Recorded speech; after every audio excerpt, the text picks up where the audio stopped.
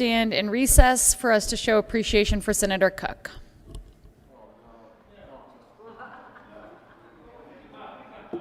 Sheriff Cooke.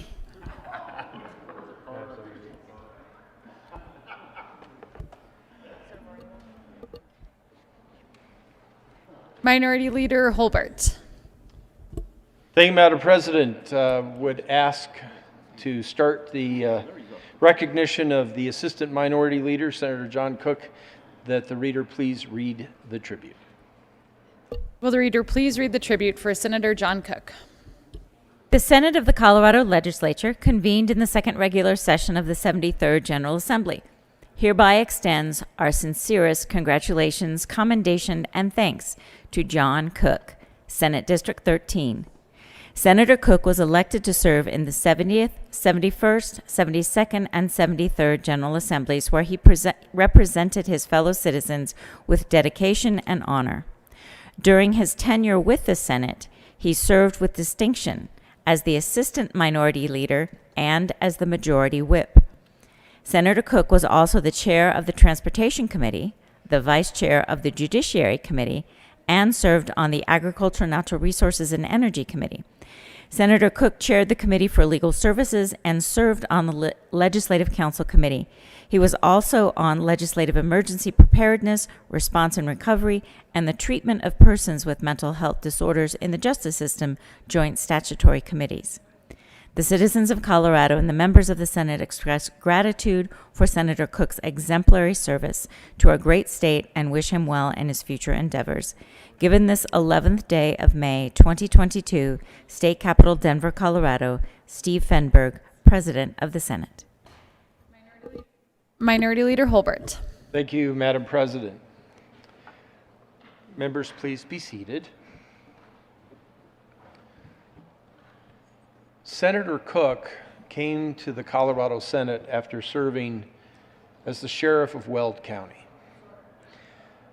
He moved up to the state Senate, and after he had been here about 30 seconds, realized, oops, it wasn't a move up.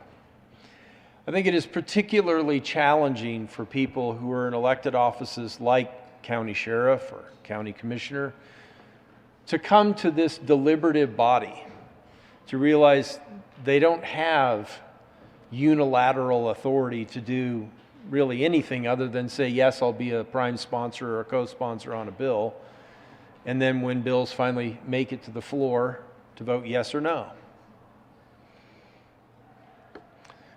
Senator Cooke served as the whip. He had his oak baton back here. He was the enforcer. Well, by enforcer, he was the one who got blamed if one of us wasn't around. If we were over here in the restroom or something, it was John's fault. And I think that was frustrating for John in his first few years, couple of years, because again, coming from the position of county sheriff for 12 years, is that right? And having the authority to hire and fire really on the spot hundreds of people, to be in control of a budget of millions of dollars and to have that unilateral authority. I think constituents often believe that we have similar authority here in the legislature, and I've tried to be patient over the past 12 years to explain to the constituents who ask, no, really the only authority that we have is to vote yes or no on hundreds of bills that are introduced in a finite 120-day session. And here we are on the final day of our final session. Senator Cooke came into the state Senate without having served in the state House, coming from that environment where he had that unilateral authority over his office, not department. He's been careful to remind me of that. He came into this building, as Senator Scott did, without having experience in this building. I'm sure he testified, he took positions on bills. In fact, I think he might have achieved statewide or even national recognition for his advocacy against one particular bill in 2013. My friend from Aurora might have been the prime sponsor of that bill. Senator Cooke went on to appear in a documentary called Rocky Mountain Heist, where he squared off with Governor Hickenlooper. I had a little bit in that movie as well as a state representative. But what an adjustment to come from being sheriff of a very conservative county into this environment where you're just one of 35 votes. Those first 4 years, grateful to be majority votes. Boy, it was great to be back in the majority, and Senator Cooke has commented, maybe he will when he gets to come here to the mic, that maybe he didn't understand the value, the opportunity of being in the majority. But I assure you, he certainly knows that now.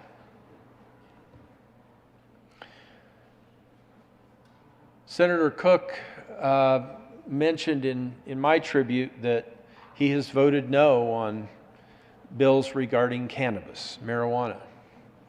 He may have forgotten one vote. My first venture into that policy sphere, that topic, was when I said yes to constituents, Brad and Amber Wan, and their son Ben. Ben has epilepsy. And that first bill was Jack's Law, to provide access for kids in public schools to life-changing, symptom-curing medicine that's made from cannabis. Now, John has a reputation of voting against cannabis bills. But that day, that bill passed third reading in the Senate unanimously. And I'm grateful. Not a comfortable subject for Senator Cooke. Happy to stand up and express his opposition to it while honoring the Constitution that we've taken oaths to uphold. My friend Saskia Young, lobbyist, was sitting up here fighting back tears of joy of seeing that bill passed unanimously. I too was fighting back tears because I knew I was wrong. I admitted I didn't think medicine could be made from cannabis that would offer life-changing, symptom-curing results, and that bill opened my eyes. So I want to just say thank you to Senator Cooke for his support on that bill, but then his support over the past 4 years. I had the opportunity to serve as majority leader, and truly the best job in the building, in my opinion. And Senator Scott was the assistant majority leader for those 2 years. But our caucus decided to make a change. Well, they decided to have consistency in one position and change in another. I went from majority leader to minority leader, but Senator Scott did not continue as that assistant. Senator Cooke came in as assistant. And we learned to trust each other. We learned to communicate. It took a while. But I'm grateful because those in our caucus who might trust Senator Cooke's perspective more than mine, and those who might trust my perspective more than his, had somebody to go to listen to trust. And together we found a way to keep our caucus together. That was most evident after 2 years.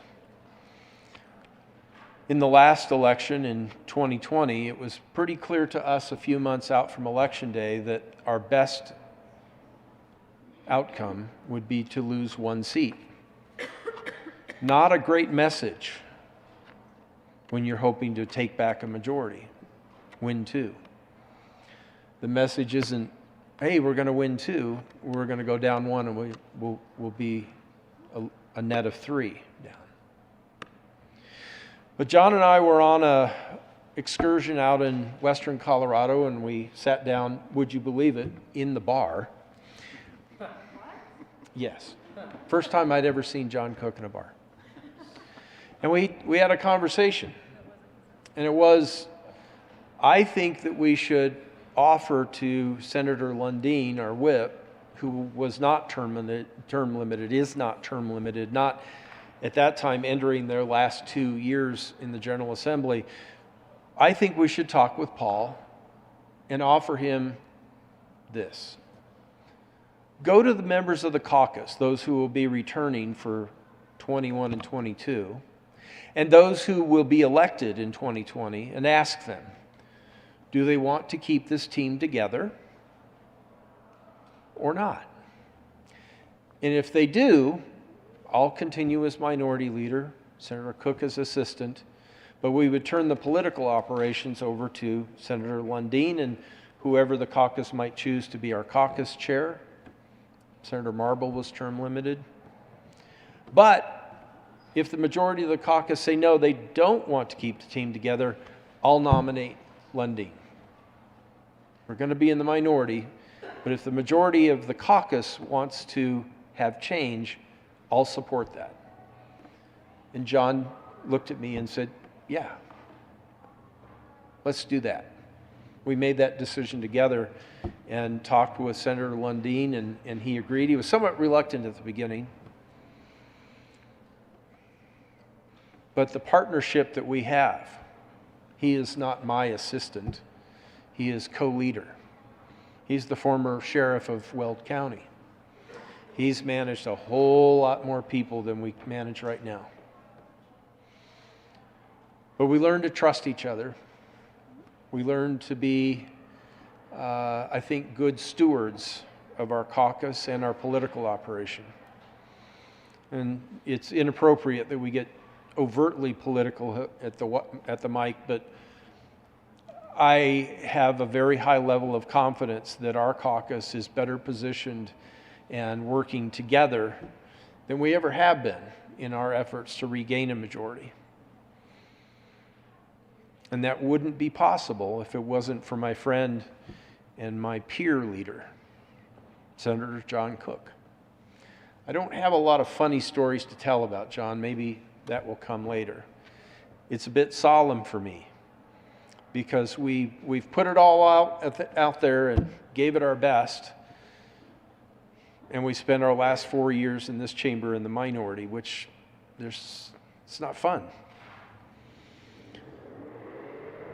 But we've also learned through suing the Senate president and the secretary. Sorry, Cindy. Sort of. We learned through that to build a really effective working relationship with the former president, President Garcia, and the current president, then Majority Leader Fenberg, and the current Majority Leader Moreno. We've learned together the importance that even in the harshest times, the most confrontational times, or especially in those times, that the most effective thing that we can do is talk to each other. We may not be able to resolve our differences, but how many bills have been read at length in this chamber over the past 3 years? There was that 2,000-page bill that he asked to be read. Not my fault, it was him. So maybe if we counted in pages, maybe we're at or about where the House is over the past 4 years. But we resolved our differences, and we came to trust each other. And we also came to the point where we could come out of a conversation like that and go back to the members of our caucus, and with John and I both supporting the same perspective, the caucus could take confidence that, yeah, that's what we wanted to go do.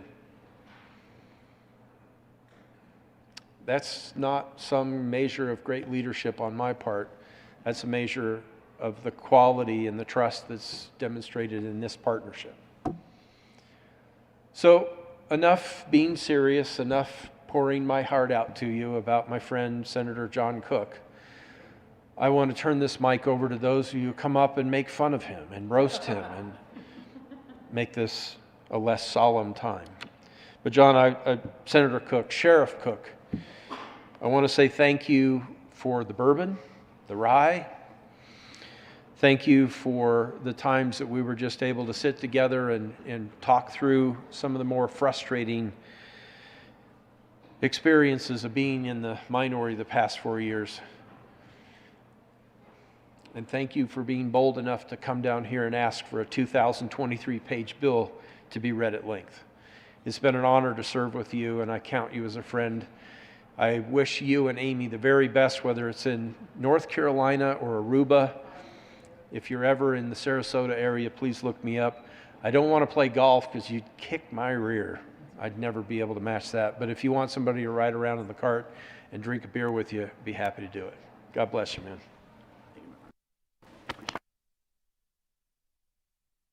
Leader Moran.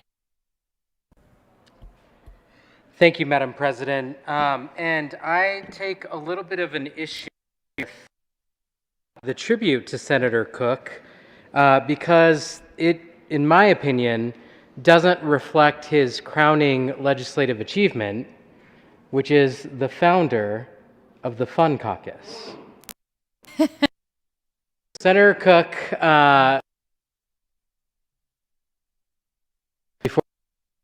organized a fun whole factor in membership was you had to be fun, and would host events at his condo, a dinner, and then we'd go for the rooftop and have some cigars. And those are some of the best memories that I have in the legislature. And I'm honored that I was invited to be part of that Fun Caucus. Senator Cooke and I also share another distinction, that in spite of both being drawn into the new congressional district, we decided to pass on running. And we actually had multiple conversations with each other about that decision. And what we determined is that if we were actually ever to run against one another, it wouldn't really be a serious campaign, because what we'd end up doing is after every debate, we'd go to the bar and drink together and have a good time. That is just the relationship that Senator Cooke and I have, and I'm really grateful for it. The other thing that I love about Senator Cooke is that he is fond of carrying his birth certificate everywhere he goes because he believes it warrants his membership in the Latino caucus. Because he was born in Puerto Rico. And so, there it is. He has it. So, he's presented me with this evidence multiple times, and my response has always been the same: show me the long form and we'll discuss it. But, Senator Cooke, it has been a pleasure to spend time with you, my friend. I will never forget one of the more touching moments of being at a conference and hearing the story of how you got involved in law enforcement and how much of a difference that a law enforcement official made in your life at a very early age, and how that determined the course of the rest of your life. I'll never forget that story. It was incredibly touching, and I'm just grateful that you were vulnerable enough to share that with us. You will be a friend long after you leave this building, and I look forward to keeping in touch, maybe playing some golf, maybe organizing that Fun Caucus again, and best wishes to you, my friend. Senator Buckner.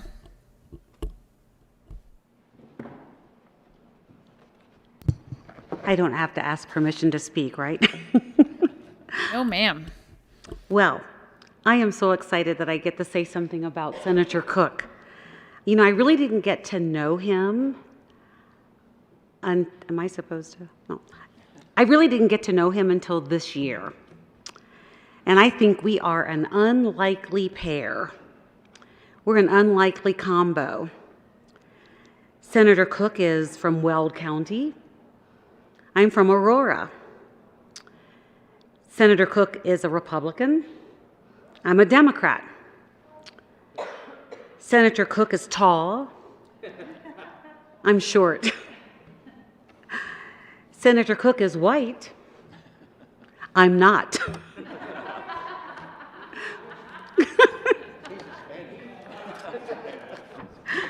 No, I know he's my amiga.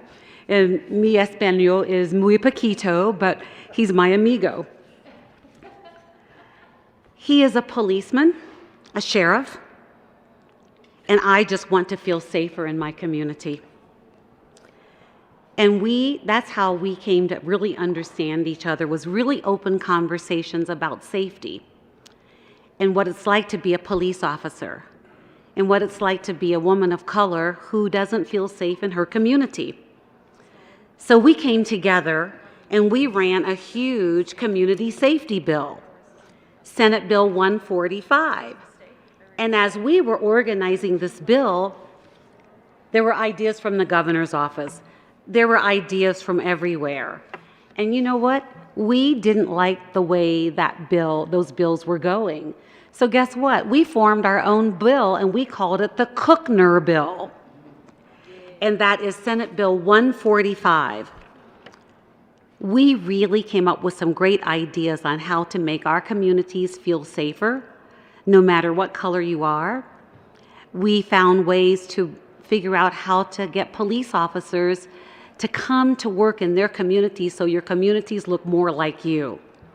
Senator Cooke taught me more about opportunities for making our communities feel safer than anyone in this building, and I will never forget you for that. I respect Senator Cooke. He's an honorable man. He knows policy, and I learned so much about policy, and especially policy about policing while we ran the Cookner bill together. He is a courteous man, and he's honorable, and he is the true definition of gentleman. So, Senator Cooke, I will stay in touch with you even after you leave the Senate. He told me all about his mother. I'm not quite as old as his mother. I'm getting closer to her age. But the respect and love that this man has for his mother tells me a lot about your character. And he's just a good man. And I will stay in touch with him. And as we continue on this journey at this Capitol, trying to make sure our communities are safe, I'm going to keep calling Senator Cooke. So I'm going to miss you because I wanted to run another bill with you next session. So you'll just have to be my consultant as I run more bills. Hey, that's not a bad idea because you know policy. Yeah, he's offered to be my aide. But in all seriousness, I am so proud to know you, and I'm so glad I got to know you this year. And I want you to enjoy your retirement because you deserve it. Senator Lee?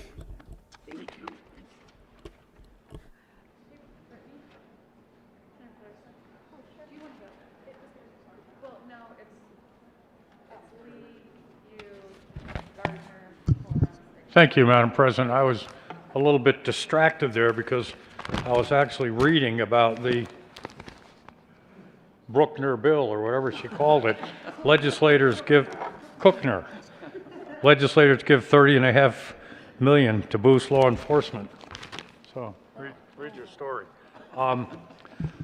As Senator Buckner said, Senator Cooke and I are also somewhat unlikely allies. He coming to the Judiciary Committee and us spending hours and hours together on a weekly basis, he believing that I have an inability to control a clock and he anxious to move out of the committee at some reasonable hour of the day or early evening, as it turned out to be.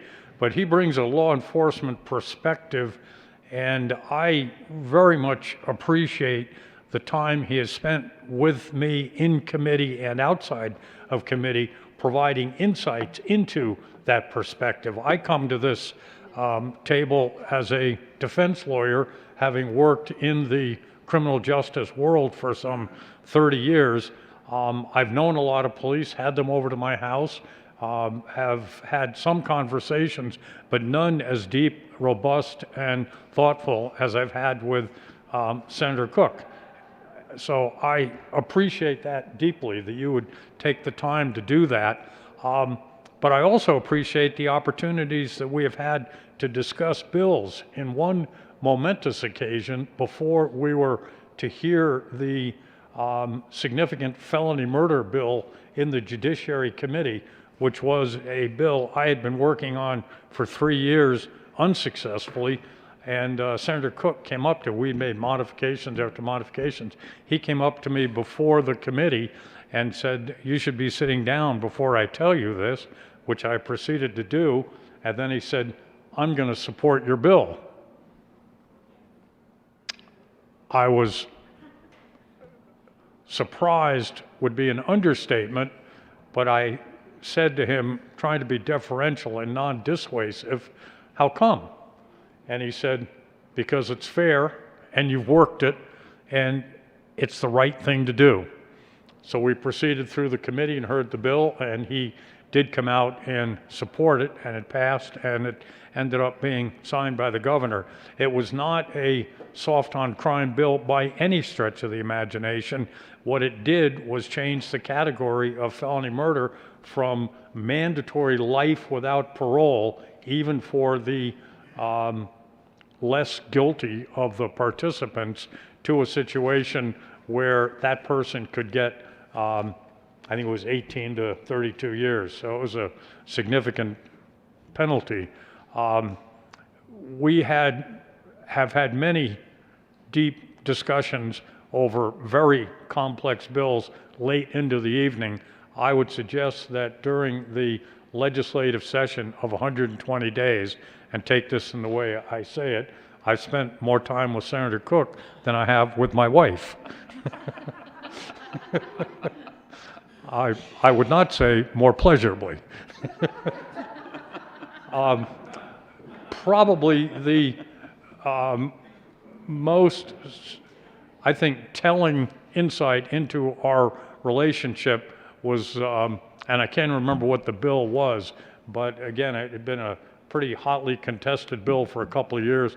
We finally brought it to committee and had a long, extensive hearing on it.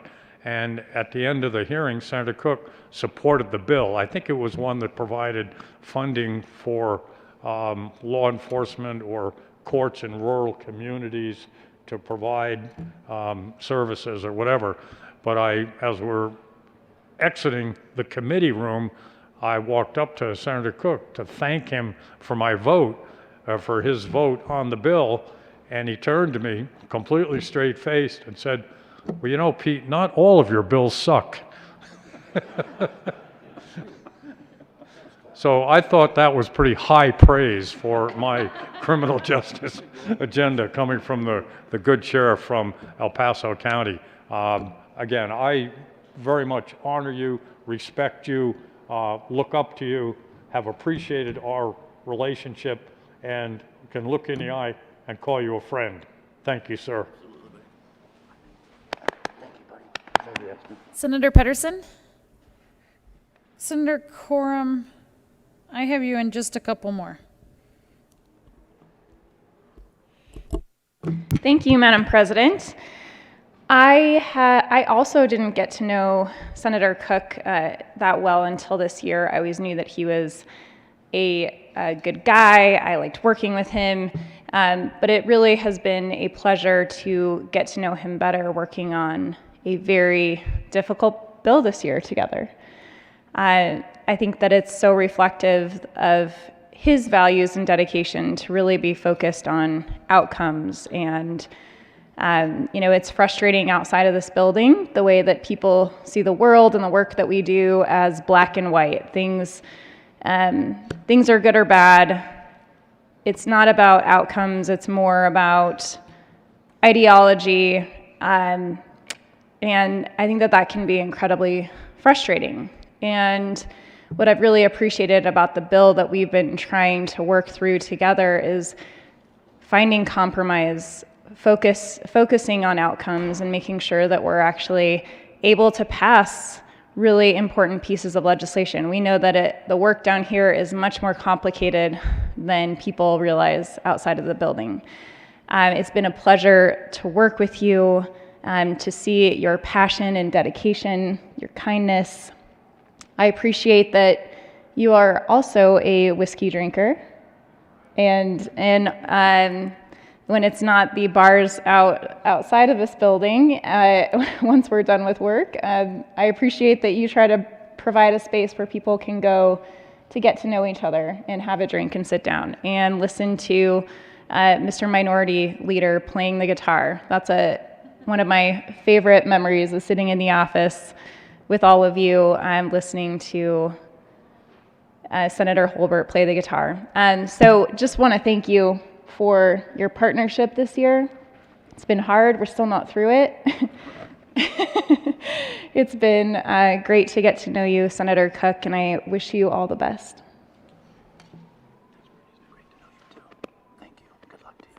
Senator Corr, why don't you jump in?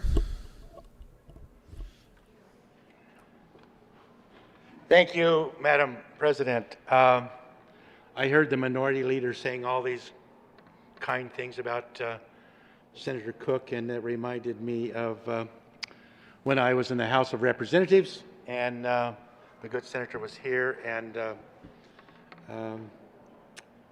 it's not the guy I knew. I didn't like him. You know that bill you talked about earlier, that water bill?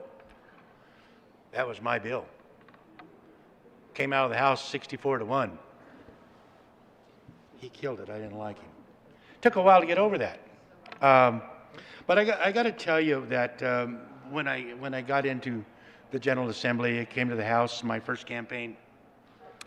I was out campaigning and traveling hard, and had to go sell some cattle over in La Junta one day, and was in there. And ironically, I had gotten an email from a girl that I went to school with. We've stayed in contact with over the years. She's good friends of Diana and I. And anyway, I read the email, and it was what to do about the when people have heart attacks.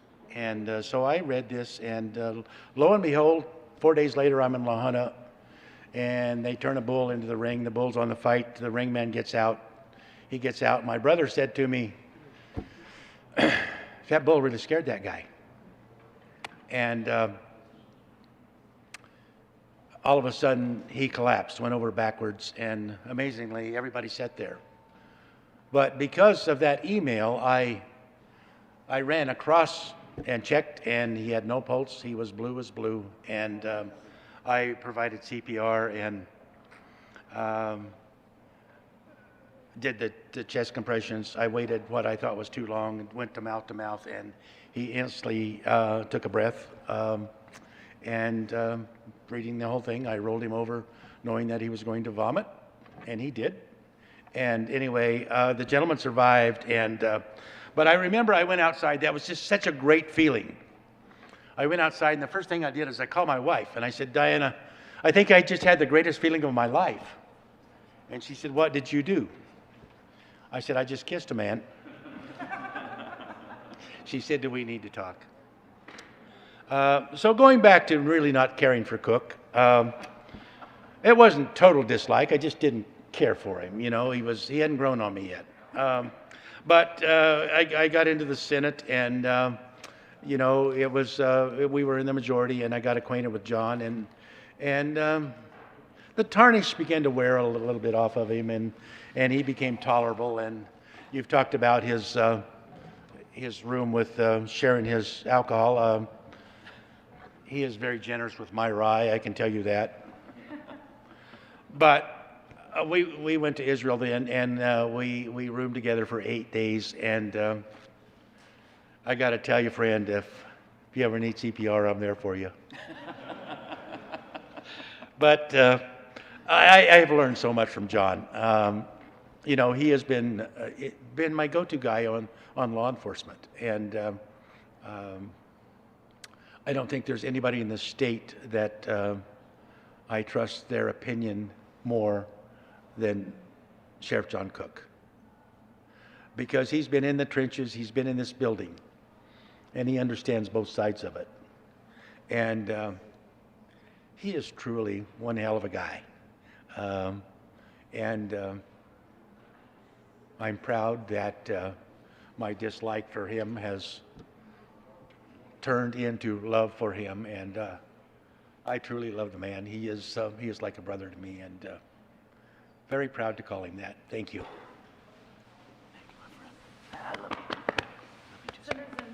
Senator Zenzinger. Thank you, Madam President. Well, many people have talked about Senator Cooke's legal mind and his law enforcement background, but the way that I came to know Senator Cooke was actually on transportation. And we worked on a bill, Senate Bill 1, actually, a few years ago. And I remember sitting in his office and I told him to his face that I don't lie. That if I say I'm going to do something, I'm going to do it and I'm not going to waver. And I think he didn't know me very well, and I think he kind of thought, yeah, sure, we'll see. And he said to me, well, I operate the same way. And it turns out that the both of us came together and found a compromise, and I learned that to be true about Senator Cooke. He doesn't lie, and he does what he says he's going to do. And so I really appreciated that opportunity because of that relationship and because of that trust in one another, we were able to find a compromise, and it was pretty exciting, particularly for somebody who was serving in the minority. So I also, I don't know if people know that his mother is my constituent. And I knew your mother before I knew that she was your mother. And I used to serve on the city council, and so she used to watch the council on Channel 8 and had lots of comments. And I came to find out that in 2016, I was in a highly targeted seat, and I think I was #1 on the at that time majority's list to take out and to prevent from coming down here. And much to Senator Cooke's chagrin, his mother liked me, and she supported me. And she was even willing to put my yard sign in her yard. And Senator Cooke was like, no, we can't be having that, you know? We cannot be having her yard sign in your yard, Mom, because she's our #1 target. But I'm very proud that she kept it, and I truly believe it's what put me over the top in 2016. So thank you very much for that support, because it did give us an opportunity to continue working together down here. And so I very much appreciate that. And congratulations, and thank you for being the kind of man that does not lie and does what he says he's going to do. The power of a yard sign. Senator Gardner.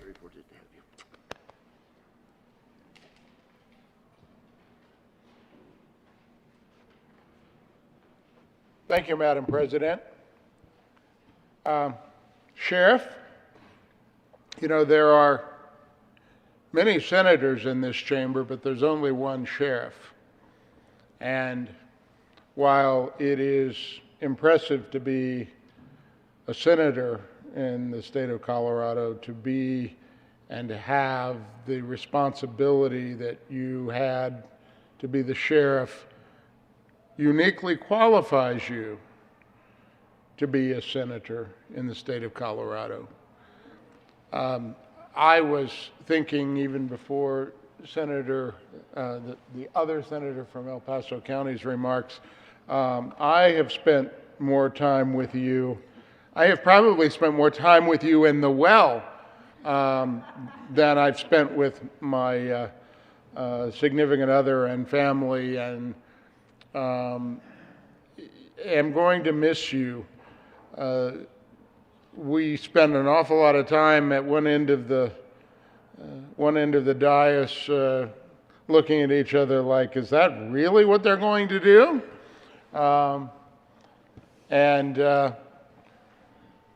What trouble can we make on that? Of the constructive kind, of the kind to speak for the people of Colorado and to promote what we believe are most important, which is public safety the rights of victims, the things that people worry about when they wake up in the morning and go to bed at night.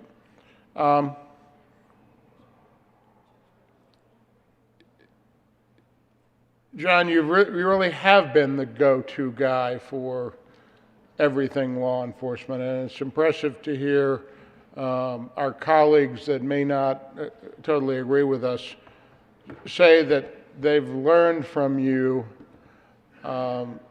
things about law enforcement and about people who are in the profession of law enforcement, about the challenges and the commitment and compassion.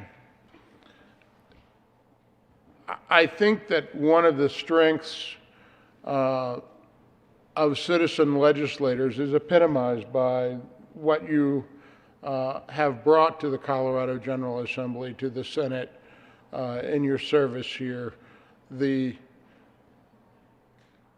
sincere concern for crime victims, for communities, for ensuring that those who get up in the morning and or get up at night and put a badge on and go on duty, and their families have very unique challenges, stresses, and again, there have been significant opportunities for you that you have taken, that I've seen you work across the aisle to make law enforcement more effective, to support our law enforcement officers in Colorado. And I've learned a lot. For instance, I've learned it isn't an office, it's a department.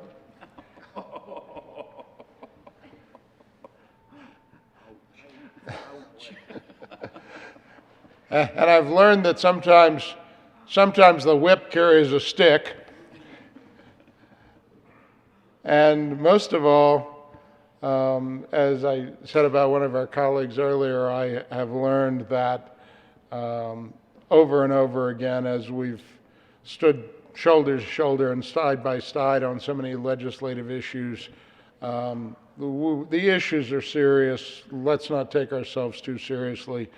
And yeah, as the founder of the Fun Caucus, you have been an example of that as well, that the issues are what's important, not each of us individually, because the public policy and the good of the people of Colorado and our districts goes beyond anything that any of us individually are.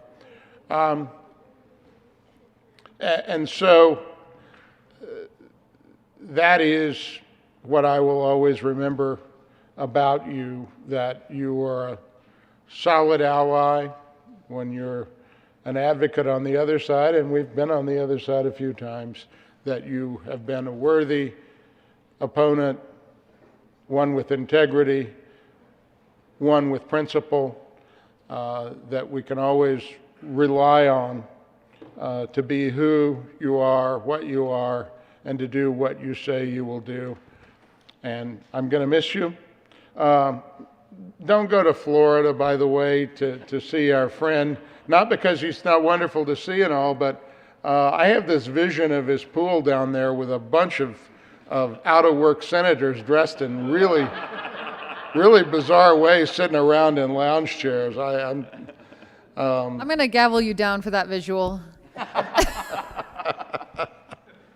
So, John, the toughest part for me is looking into next year and saying, who's going to be there for law enforcement on judiciary? I don't know, and I hope God will answer that question, because you've been God's answer to that question in my service here. Thank you. Senator Fields.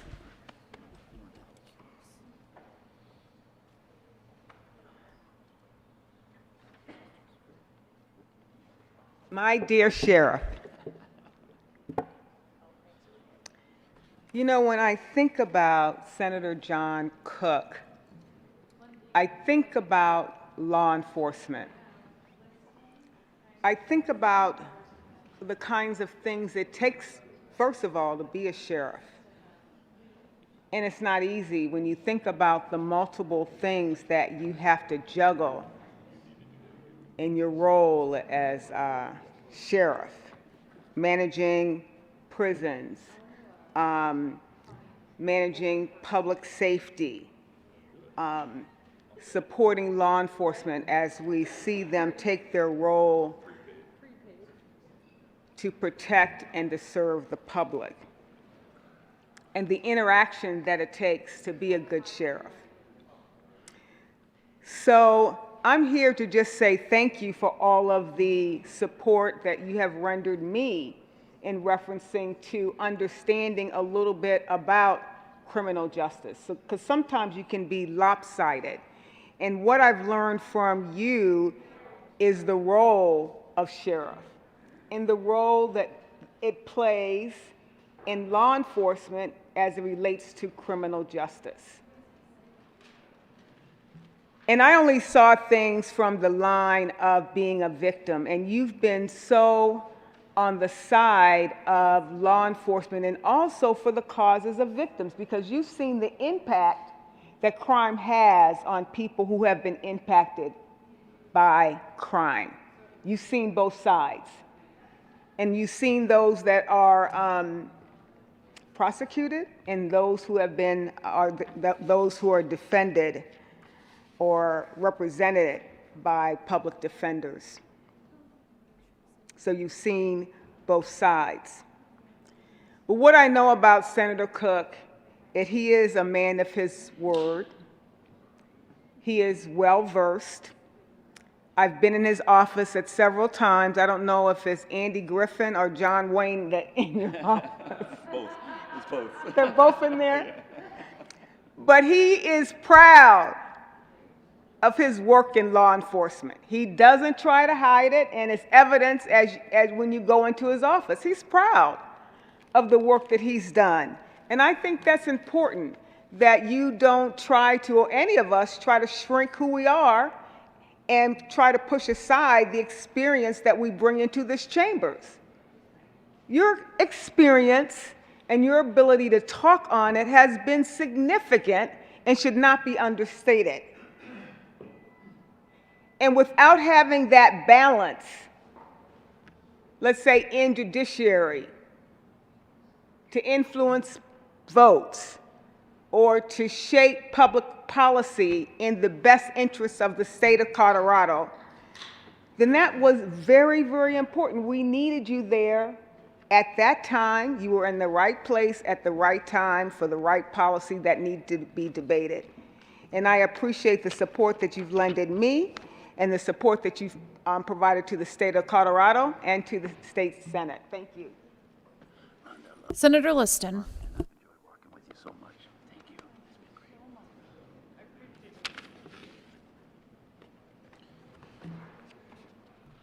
Thank you, Madam President. Senator Cooke, it's been my real honor and privilege to serve with you. My regret is that it's only been just 2 years. I remember I first met you, I think it was probably about 4 years ago when I was still in the House, and we would periodically meet at the watering hole across the street before it burned down or whatever happened to it. And I go, you know, this is a real interesting fellow. And I knew that you had been the sheriff of Weld County, but I really didn't know you. And when I was in the House, you know, our paths would cross, and I would kind of say hello and vice versa. But I really never got to know you until, you know, being the new person here in the Senate and sitting behind you, I've you know, kind of gotten to know you better, and the banter that you and I and others have enjoyed. But for those of you and out there being in your office, you can't help but notice the big cutout of Marshall Dillon, and you epitomize Marshall Dillon in all respects. You know, every time I go in there and I see that cutout of Marshall Dillon, I think of you every time. And you're a real stalwart gentleman. You're a gentleman. And I mean that in the highest sense, that you're a gentleman, you're stalwart, you have that poise, you epitomize what a sheriff or a marshal really is. You always speak the truth. I've seen you just sporadically in judiciary because we've never had the opportunity to serve, but even before your good colleague Senator Gardner said it, I was thinking about this. I have no idea of who we're going to have to replace you on judiciary, and for that matter here in this body, because you have filled such a huge space and spoken on behalf of the victims and law enforcement, and what is really good about this country, and you've represented your county so well. You've been extremely respectful to everybody. I say this sort of tongue in cheek. You're the Marshall Dillon. I would be honored to be your Chester. I'll have to get the walk down, but and then there's that other cutout that you have of Andy of Mayberry, which you're the Andy of Mayberry. You know, you're wise, and I think going back to Marshall Dillon, for those of us who remember Gunsmoke, for that generation, so much of the business of Gunsmoke was done at the bar. And, you know, I think of all the scenes that where Marshall Dillon was there with Doc and Chester and Miss Kitty, and Marshall Dillon could solve half the world's problems at the bar. And I think that's what was settled at the bar in your office. So, and then Andy of Mayberry, you know, there's that good streak there of Andy of Mayberry. You're really easygoing. You have a great sense of humor. Like I say, the banter that you and I could always enjoy. A couple other things that I can relate to you so well, besides that we're tall and good looking. And smart. And smart, is that, you know, we both have that English heritage, and that we're both proud, we're Orangemen, where we have that Englishman. I'm a proud Englishman. I can't claim that. I'm not Puerto Rican. I've been to Puerto Rico, but I wasn't born there. I was actually born in England, as you know. So, like I say, it's been a real honor and privilege to serve with you. You know, as we talked about this, you know, you were saying how much you would have to pay me to say something about you. Well, you don't have to pay me anything. I would gladly pay you to say everything, and it's just been a real honor. Thank you. It's been a pleasure. Senator Heisey.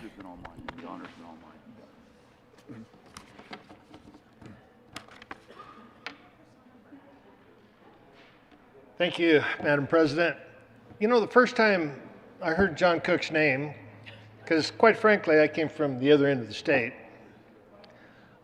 Some of us that were fairly new were talking about where we were going to be staying. You know, there's the green awning casa over here, and then there's couch surfing, and somebody said, unless you're John Cooke, then you just buy a place. I thought, oh, rich guy. And then I found out he was a sheriff. And I know what a sheriff makes. And I thought, I wonder how he did that without being indicted. But then I realized, oh, sheriff, mental note, speak slowly. So, you know, in case you haven't picked up on it through the past few years, sheriff and commissioners, they sometimes can butt heads. The sheriff controls the budget, even the sheriff's budget. commissioners control the budget. However, the sheriff carries a gun. There's always some tension there as to really who's really the most important elected official in the county, and it's not something that's going to be solved over a drink at the local bar. I do appreciate the sheriff, and we called each other sheriff and commissioner the whole 4 years, but sitting in the back, I always had a ringside seat on how John was going to vote. And if it was a law enforcement or touched on something legal or illegal or whatever, if I didn't vote the way John did, I better have a good reason why. So I want you to know you've been a mentor. I appreciate that. I appreciate your insight as to why and how you voted the way you did. And Madam President, I'm wondering if we could kill the recording here for just a little bit. As a commissioner, I really hate to go on record as saying, I'm going to miss you, Sheriff. Thanks, buddy. Same here. Did you call me a butthead? Senator Lundeen. Thank you, Madam President. You know, I've always thought we all deserve walk-up music. You know, if you're a baseball player, when you go to the plate, you get walk-up music. I think we all should get walk-up music. And I think the walk-up music for Senator Cooke would be the theme to Gunsmoke. Matt Dillon is striding to the podium to have his say. I think that would be appropriate. I've kind of fallen into this pattern of picking out three descriptors for the folks I'm talking about. The first descriptor I want to pick for Senator Cooke is serendipity. Isn't that a wonderful word? It's such a light, airy, floating, almost feminine kind of word, and I'm going to use that to describe the senator from Weld County. A hoot is the second word I would pick. He is a hoot. And the third word I'm going to pick is obvious. He's the sheriff. And those are the three words I would use to describe. So serendipity, it describes something completely unexpected and pleasant that it has happened so. I mean, you've got this lanky legislator, tall, you know, he looks like a law enforcement guy. He honestly does. But when you really listen to him, certainly on anything that has been through the Judiciary Committee, if it touches law enforcement, but on any number of other, the guy's a policy wonk. Who would have thought? I, at times, will listen to him drill into something in the well and say, you know, I didn't know Cooke had that depth in him, but he does. And he goes layer after layer into difficult policy issues. Another thing that is absolutely unexpected, and I would say incredibly important and pleasurable, is the guy's genuine, visible love for his mom. I mean, that's, I don't know whether it's the fact that tough guys, when they don't know what to do, you know, somebody points a camera at them, they say, hi, Mom, or whether there's some more to it. But the man's genuine concern and love for his mom as she's going through the transitions that we all go through in life. And it's tough for us. I mean, and I think I'm a little older than Sheriff. Well, we're close to the same age. It's tough for us when we begin to interact in our parents and the challenges they're having, because we immediately confront our own mortality as we watch our parents confront their mortality. And that is the sort of thing that draws a lump to your throat and heat to your eyes as you manage the situation of your parents. And I will tell you, on more than one occasion, as we've interacted across the desks here over the last number of days, as the sheriff has been helping, as the senator has been helping his mother make a transition, it has brought tenderness to my heart. So there's this soft side to the guy that you wouldn't necessarily expect. He's a hoot, and the majority leader talked a little bit about the Fun Caucus. Well, let me tell you kind of the genesis of the Fun Caucus, or as I perceive it, part of the genesis of the Fun Caucus. A few years back, somebody had the great idea that we should force legislators and others who would interact in policy into silos.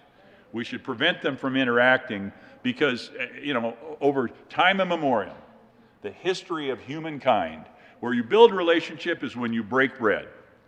Well, in our modern times, restaurants aren't free. you've got to spend a little bit of money in a social environment to break bread and therefore create relationship. Well, the Fun Caucus, everybody pays their own way, so there's this completely Amendment 41 compliant, but the reality is it's an opportunity for left to meet right. The further left and the further right, the better the conversation is and the more fun that is had. And so there's actually, I think, a legislative benefit to what is, at the end of the day, just an incredibly fun time.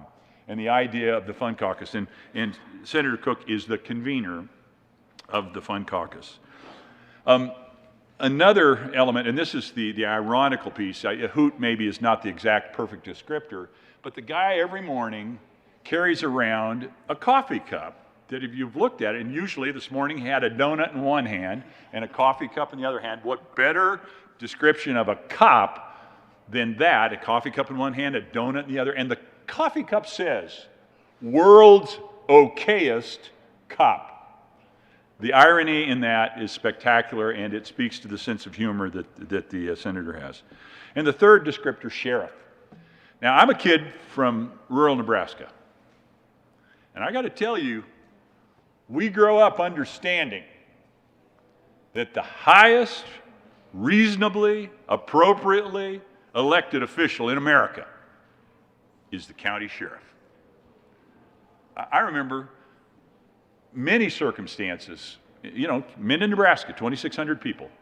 When anything was going sideways, everybody knew, go talk to the sheriff.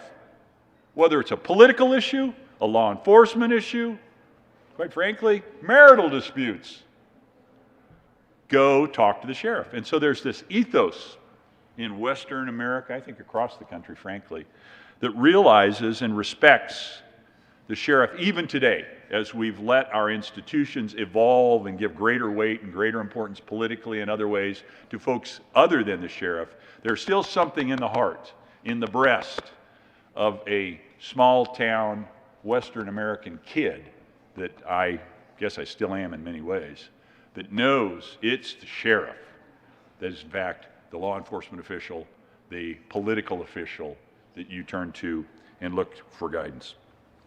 And that will be where I will conclude, is looking for guidance. When I wandered into this body, big, tall, lanky guy, I'm tall, 6'1", and I wear Lucchese's, so I got an extra inch and a half or inch and a quarter going there, so that makes me he still towers over me. The tall guy puts his arm around my shoulder and says, "Son, I'm going to help you figure a few of these things out." And that is exactly what he has done for me in the 4 years that I've been in the Senate. Senator, Sheriff, John, thanks for being a good friend. Thanks for being a great senator, and thanks for being a sheriff. Thank you, my friend. Thank you. I'm going to miss you tons. You're going to do great as president. I hope so. Senator Priol, I have a bit of a list going, so I'll add you onto it. But I have Senator Sonnenberg next. Do you want to jump in? And Priola, I'll add you after Senator Gonzalez.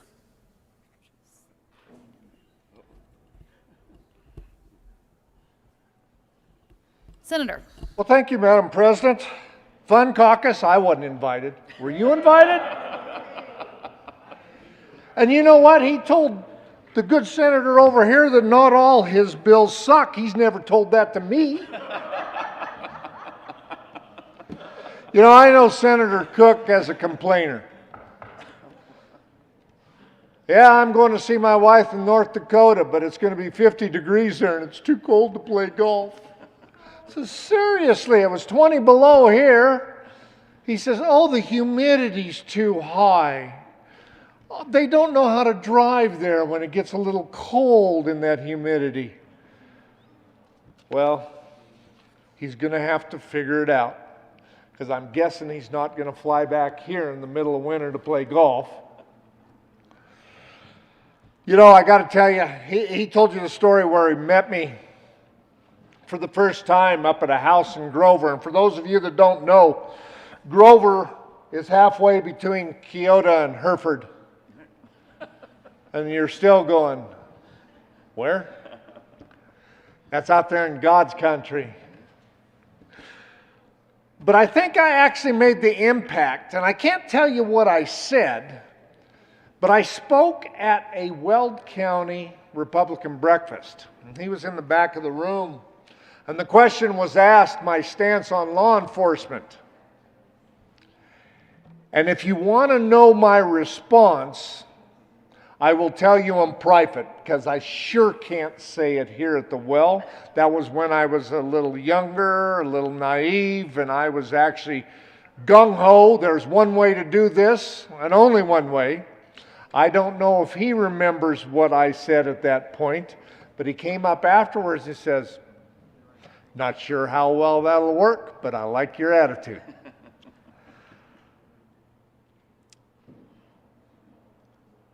I also remember another time that one of his deputies stopped me on the campaign trail. And I failed to share with the deputy. I didn't tell the deputy that I was running for office or anything. The deputy was actually very nice. And I got to the event and I told the good sheriff that I had been stopped by one of his deputies for speeding, but he didn't write me a ticket. And he immediately, "What is his name?"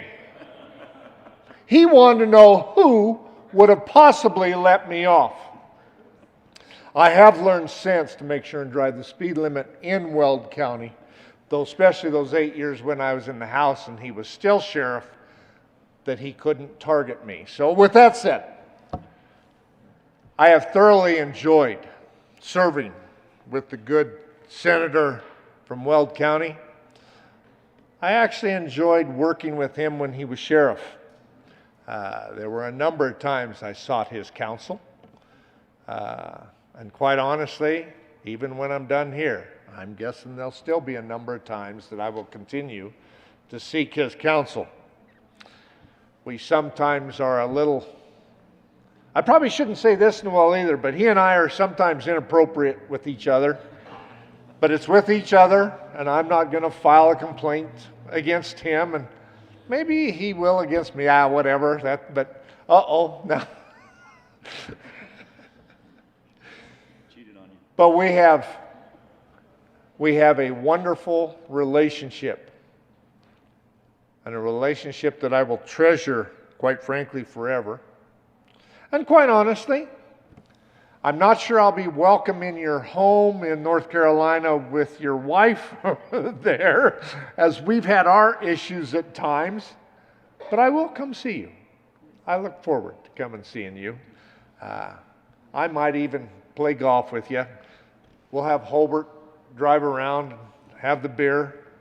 We'll do a scramble so I don't have to hunt for my balls all the time, and we can just do your balls that are in the middle of the fairway and a lot farther down the road. With that said,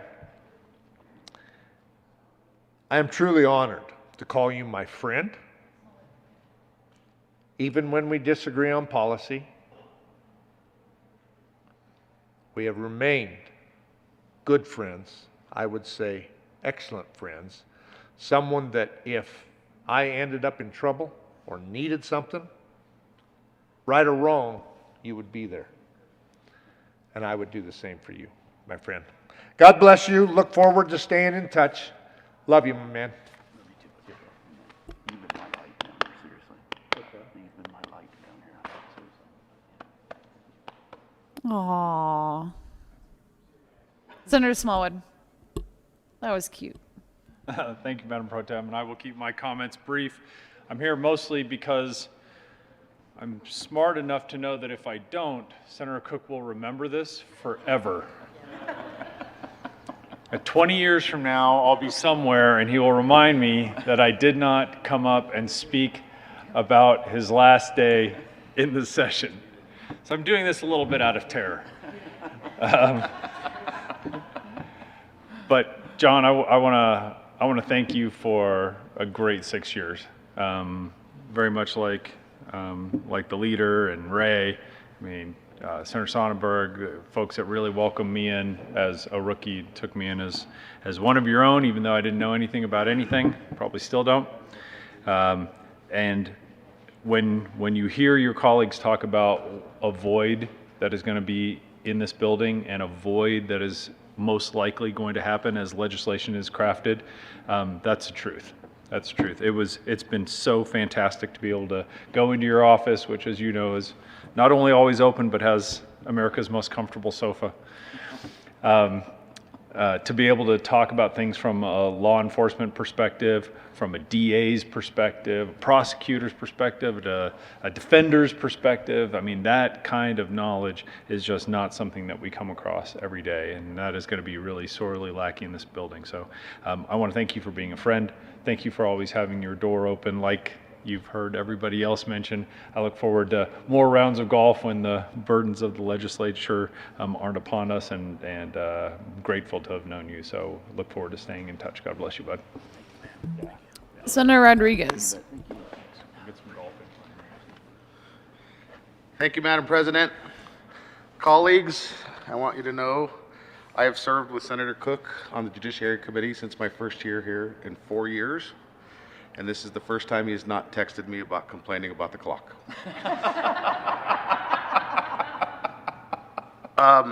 And honestly, the only reason I came up here to wish him well is because generally me and him have an agreement on voting. Is like, I don't need to sit here and explain my vote.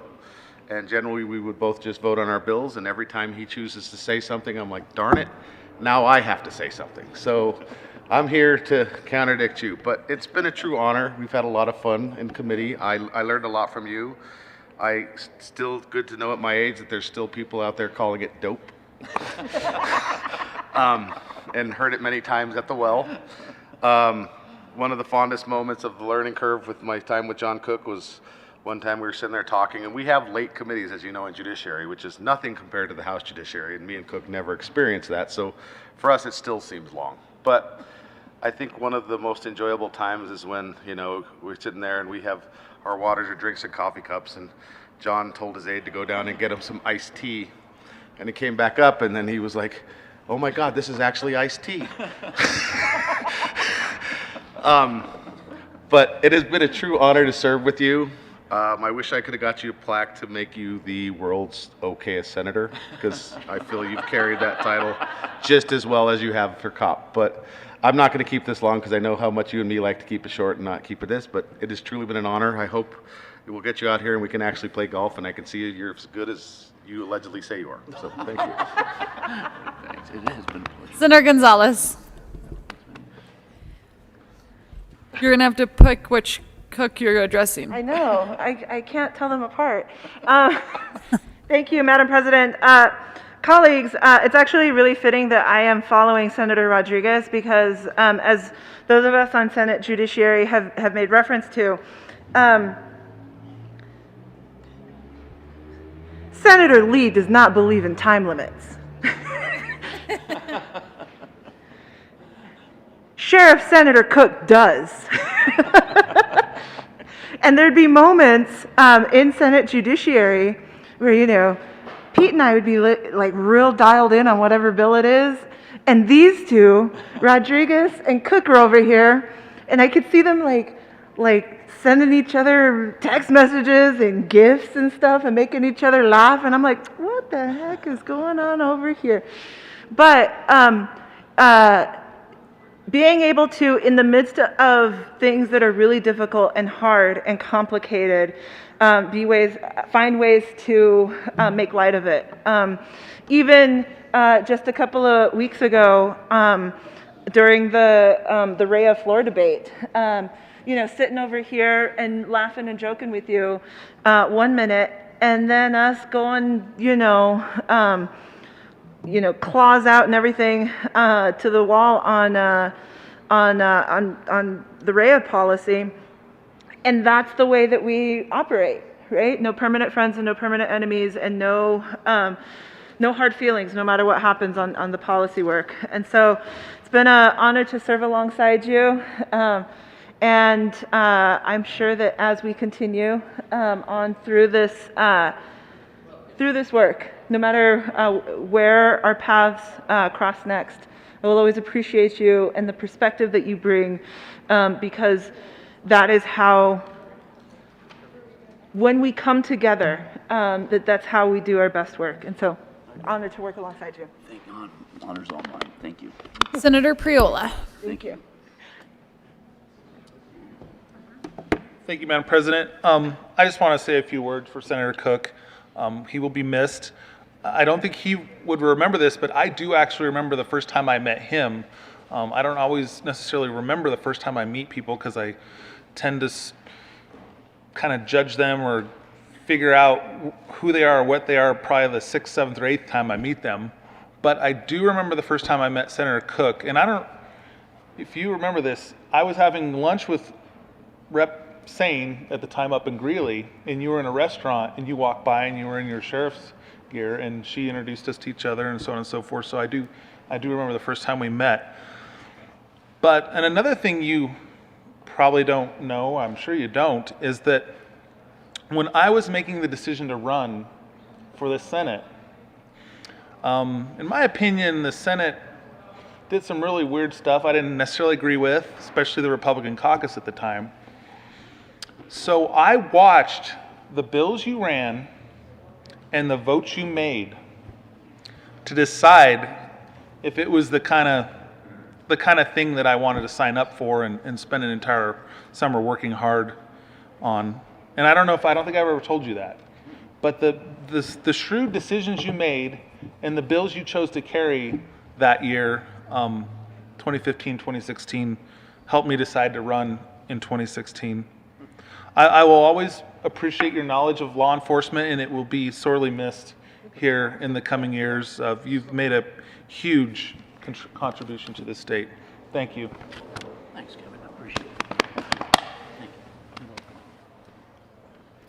you. Minority Leader Holbert. Thank you, Madam President. Thank you, everyone, for your comments. Before I turn it over to Senator Cooke, I wanted to maybe offer a little bit of humor. One time, before I get there, John and I became the kind of go-to chairs of the committee of the whole. Our friend Senator Coleman seems to have adopted that role for his caucus. When we were in the majority, Majority Leader Scheffel would often tap either John or me to chair the committee of the whole because we both enjoyed it. When I was Majority Leader, the most alarming incident of my 2 years in that position occurred when John was in the chair. And it started with me sitting over here as Majority Leader, and then Minority Leader Lucia Guzman came out of her chair, arced up in the sky just shy of the chandelier. She may have bounced off that a little bit and landed in my face, and you better do something about this. John ruled against a division. President Grantham came out of his office and was asking, what happened? And Senator Cooke had explained that maybe a colleague had convinced him that that was all entirely okay. I looked at the president and said, the rules are clear. If there's any question in the rules, you decide the outcome. It was decided that we would go back and honor the division, and that was resolved fairly quickly, but my goodness, was Leader Guzman and Assistant Leader Garcia, and I think everyone over on this side of the aisle, there was a tsunami of outrage and fury.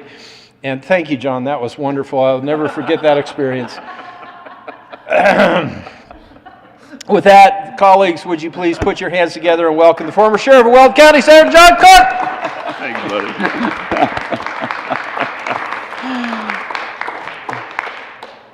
All right. You got anything to say?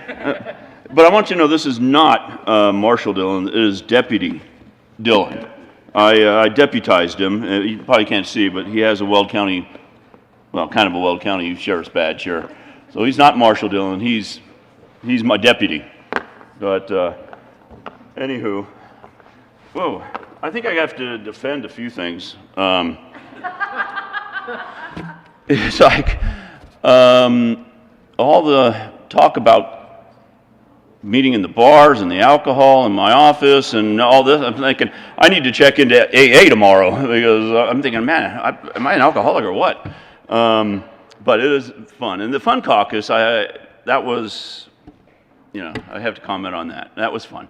I have a loft down here that's 885 square feet, and we usually had 35 people from the House, Senate, Republicans, Democrats, in that loft, and then we'd go down to Ruth Chris, because it was in that building, and had dinner. And the very first year, it got a little bit too much fun, because after dinner, then we went up to the rooftop at about midnight, and there was probably about 8, 9 of us left, and we all started drinking again. So we started at 6 in the cocktail party, went down to dinner. Bill Cadman was there, and he bought like 6, 8 bottles of wine on top of everything else that we had. And then we went up to the rooftop and drank some more. Though somebody had a wise idea of, hey, let's go down to Tarantulas and play pool. So about 6, 8 of us did that at about midnight. And 2 senators to be nameless, one Mike Johnson and one Owen Hill, who are best friends, almost got into a fist fight. We had to pull them apart.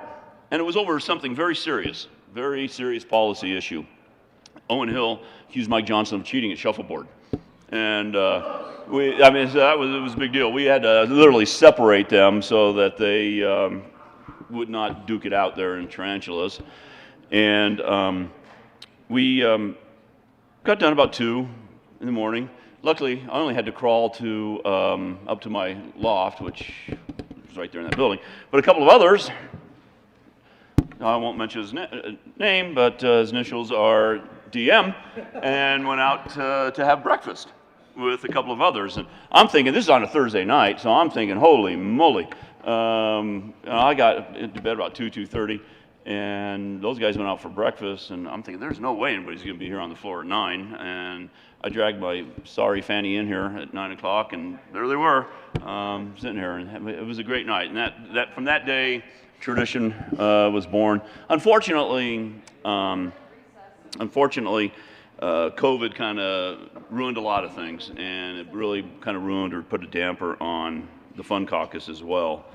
And as far as the other, yes, I was convinced by a particular senator who also happened to almost get in a fight with Mike Johnson that night, that we could rule on the division. I was in the chair, and he specifically asked me to be the chair, and he goes, hey, I know we're going to get rolled. There's going to be 18 and 17, but rule anyway.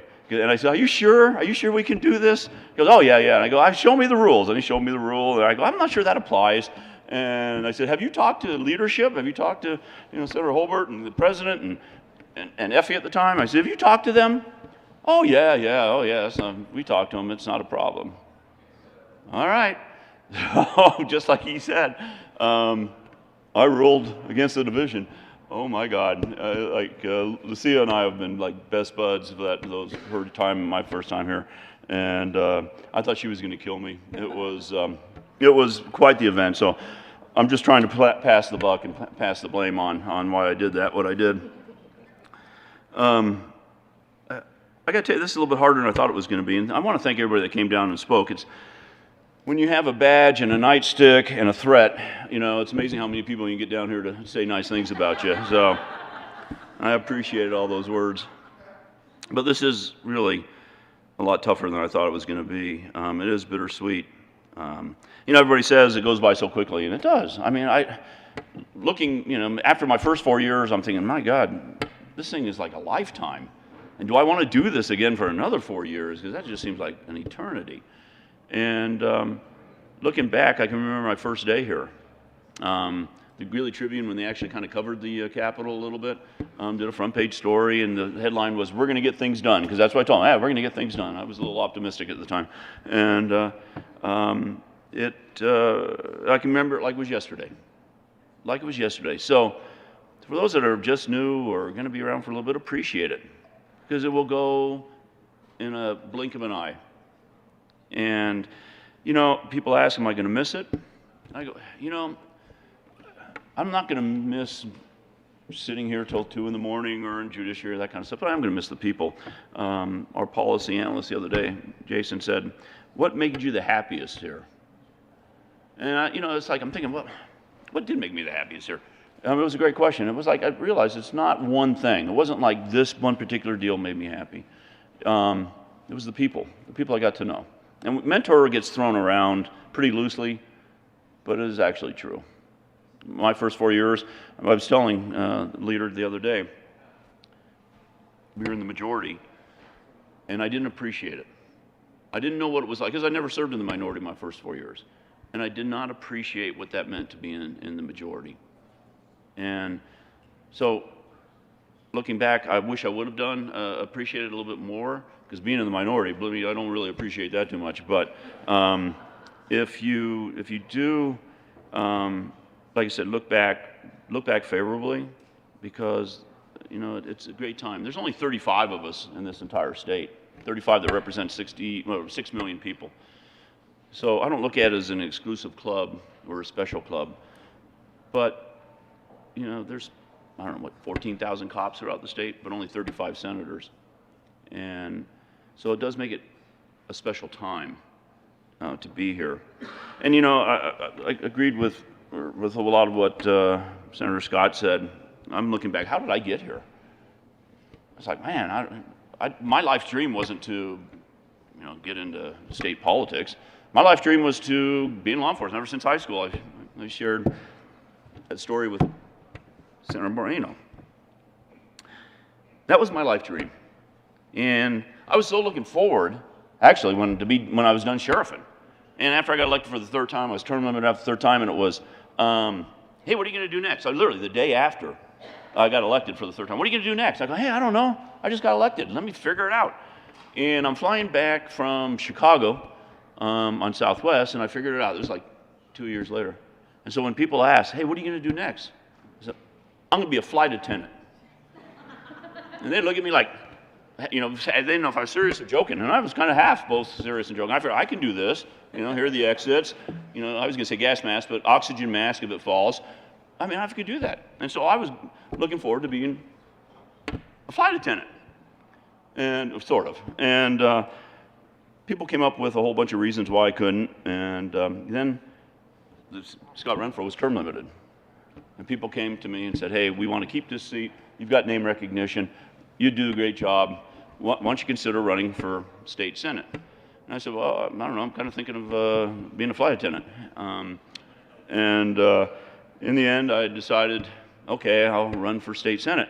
And then after I got elected, it was a pretty big margin. It was Weld County, and it was a pretty big margin. And much like Senator Scott, I got elected, and I'm thinking, wow, now what do I do? Am I qualified? Am I smart enough to do this job? I didn't know really much about it. The inner workings.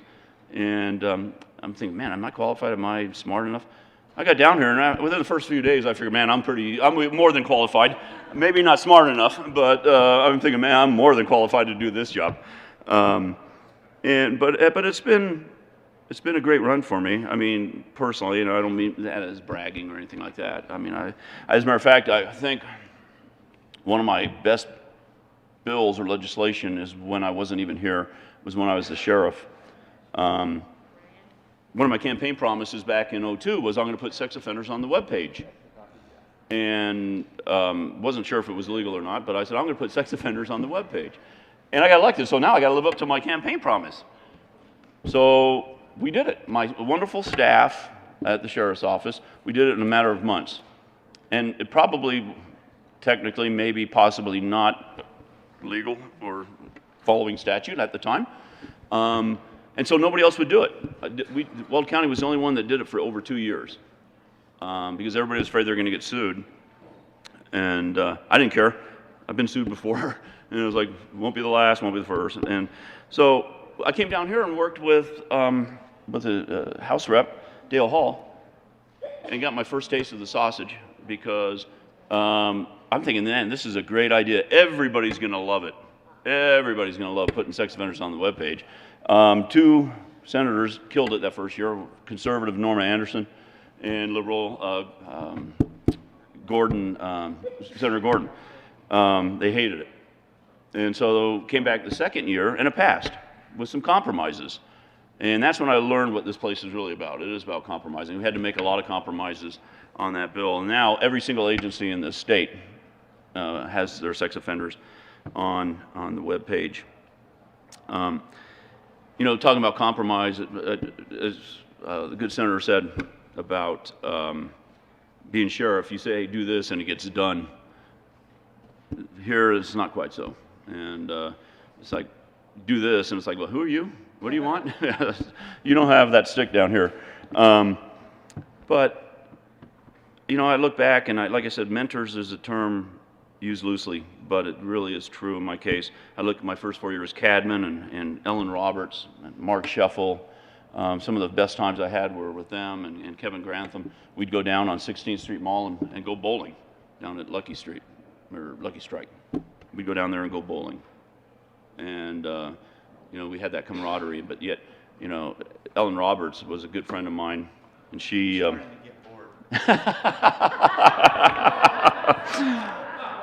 Oh, man.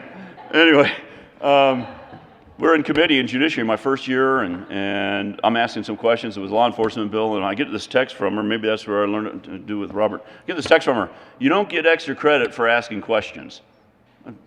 Okay. So I didn't ask that many questions. A couple days later, man, she's asking questions right and left, so I returned the favor on that text. Mark Scheffel, my first year hearing the budget. You know, we're at our caucus meeting, and Kent Lambert is down there in the circle, and I'm sitting next to the majority leader. And he leans over and he goes, hey, I got the best question ever for you to ask when it comes to the budget, and ask our JBC member. I go, oh, wow, great. I go, here is the majority leader telling me, a brand new guy, this awesome question. I can't believe he's going to let me ask it. And I go, what is it? What is it? And he goes, first you got to do this. You got to stroke your chin, do this a little bit, nod your head some, rub your temple, do this again, and then you ask this, the best question, the most important question of this whole budget cycle. And now I'm on the edge of my seat. Yeah. Tell me, because I'm going to look smart. I'm going to look like, you know, I got the greatest question in the world, and everybody's going to carry me off on their shoulders because of this wonderful question. He looks at me and goes, this is what you need to ask. How much wood would a woodchuck chuck if a woodchuck could chuck wood? Wow, all right, I didn't ask. But those are the kind of memories that you have down here, and that's what makes this place fun.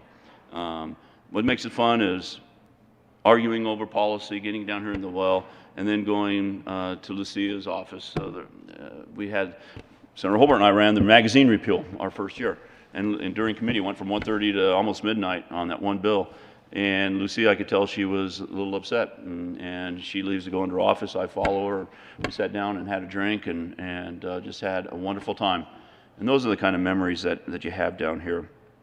You know, I consider all of you friends and mentors. I learned, like I said earlier, everybody comes here with a different perspective.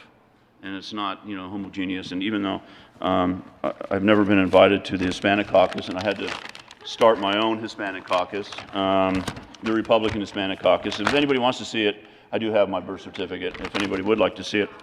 But I consider everybody here a mentor. I've learned from everybody. And Senator Holbert, I appreciate, you know, your 4 years and that I've been able to, you know, be the assistant, and every one of you is a mentor. I'm going to miss you all. I don't know if I'm going to come back ever, but so you're all welcome to come up to Weld County and have a wood-fired pizza from my. I'm going to be politically incorrect. I have a man deck, and I have a wood-fired pizza oven up on my man deck, and you're all welcome to come up and have a beer and a wood-fired pizza up on my man deck.